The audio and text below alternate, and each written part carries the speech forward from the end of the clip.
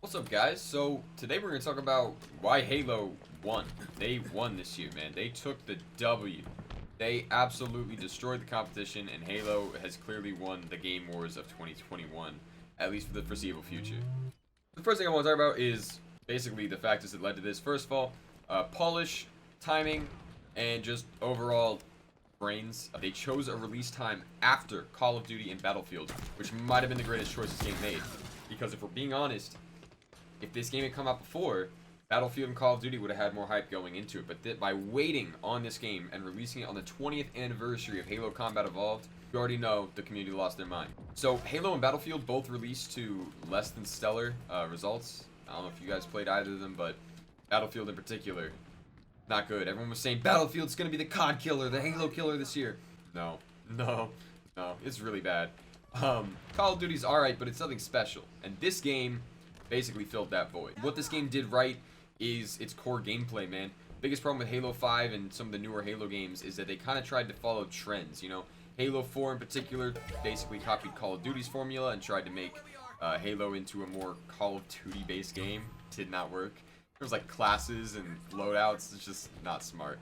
And then Halo 5 tried to jump on the advanced movement train, and once again, the fans didn't like it.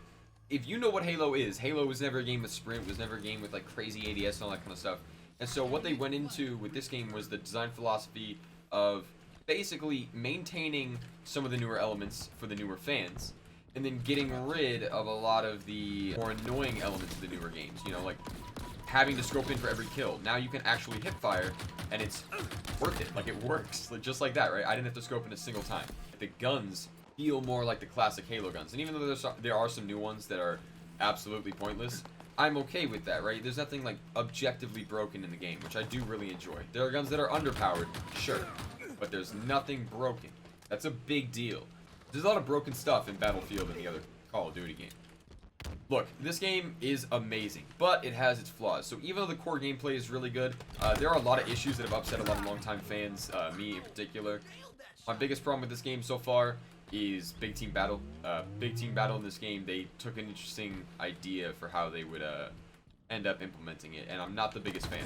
Basically, the concept they went with is that the vehicles don't spawn on the map consistently. You know, like the power vehicles, if you will. The Banshees, the Wraiths, the Scorpions, all that kind of stuff. The problem with that is a mode that used to focus around just using crazy vehicles and crazy weapons. The vehicles most of the time aren't there, right? Like, the only vehicles that are really there are mongooses and occasionally like a ghost.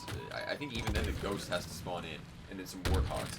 Not a lot of fun when you don't have those vehicles spawning consistently, and it does kind of make the gameplay quite boring.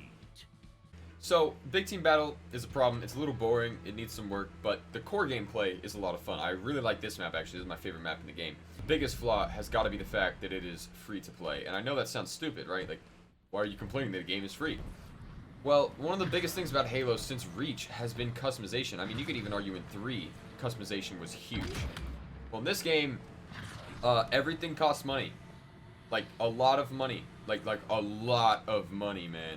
So this game just came out. It's still in beta. Technically, this game is not fully released yet. It's still in its beta format, which means that it's not complete, but it is. There's over like $1,000 worth of microtransactions already in the game. So you're gonna tell us this game hasn't released yet there's $1,000 worth of product that you can already buy in it, not including the Battle Pass. Then, once you get the Battle Pass, right? They told us there would be free things that you can unlock, that every player can unlock, even if you don't purchase that stuff. The tier 84 is when you get your first free helmet. That's insane. That is insane. Does anyone remember Halo Reach? Like, the amount of grind time that you would spend going for, you know, new armor and all that kind of stuff? Well, now you have to wait all the way basically until the end of the Battle Pass just to get a helmet. And it's not a pretty one. It's really not a great looking helmet. There's some dope looking skins in this game, but they slow down your progression to an insane amount. Basically, it's an artificial grind. If you guys don't know what that is, it's when they make something harder to get on purpose so that you have to spend more and more time, that basically you just get incentivized to just buy your way through it. And it's a really stupid idea. But a lot of games have done this. You know, Battlefront 2 was a big, you know, I don't mean to say this, but like, they were a big problem maker. They caused a lot of problems. I'm about to get hijacked if I do that again. Oh my god, that was bad. But in short, these games keep, you know, kind of digging a hole for themselves. And even though this game had an amazing launch, people are now seeing the flaws, and they are very, very apparent. You can only level up in the Battle Pass by completing challenges.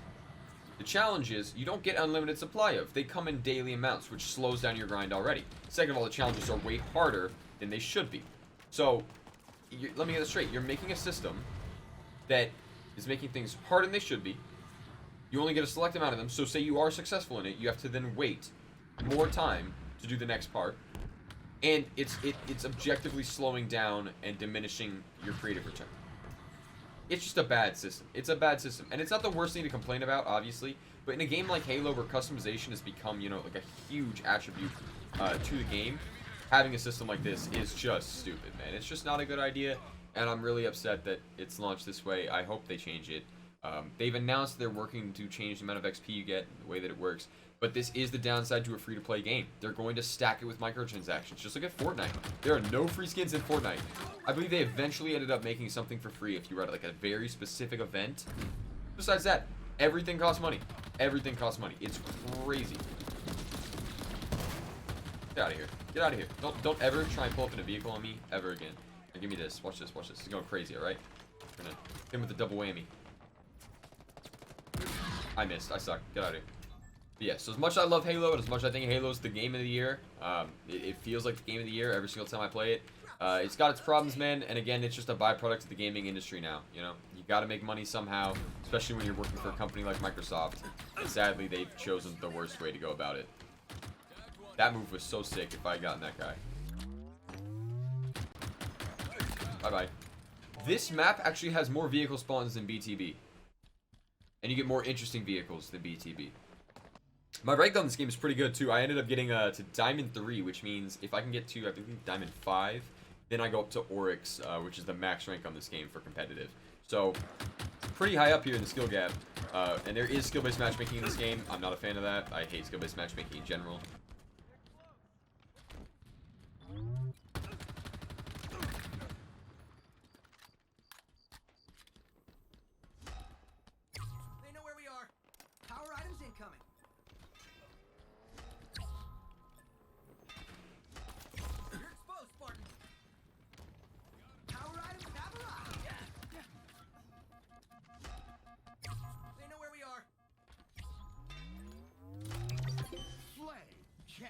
I'm the best. I'm literally the best. You guys saw that play.